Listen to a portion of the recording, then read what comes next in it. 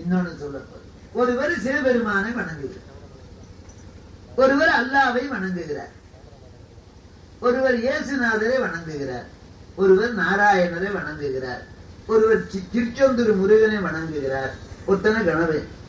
பெறுகின்ற பேரு ஒன்றுதான்.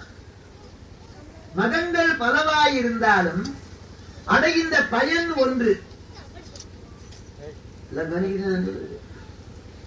பசுமாடு பாத்துக்கிறீங்களா?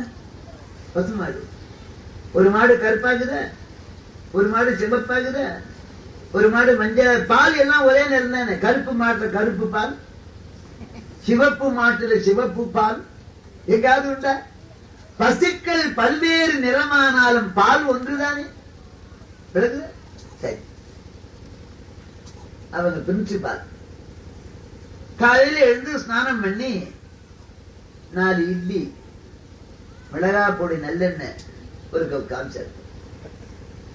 அரிநாயக முறை பண்ண நல்ல வெண்பொங்கல் நெய் விட்டு சாப்பிட்டேன். நானு கொஞ்சம் சேமியா உப்புமா சாப்பிட்டேன். அவங்க மறைத்திரு லாரி, அவங்க பூரி உருளைக்கிழங்கு சாப்பிட்டேன். அவங்க கொஞ்சம் தயிர் என்ன சாப்பிட்டேன்.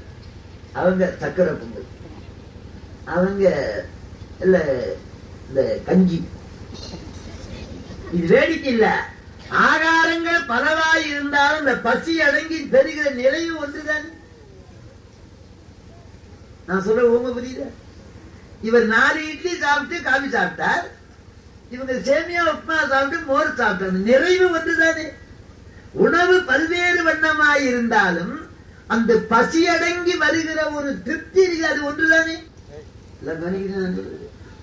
பெறுகின்ற பேரு ஒன்றுதான். மதங்கள் பலவாயிருந்தாலும் அடைகின்ற பயன் ஒன்று.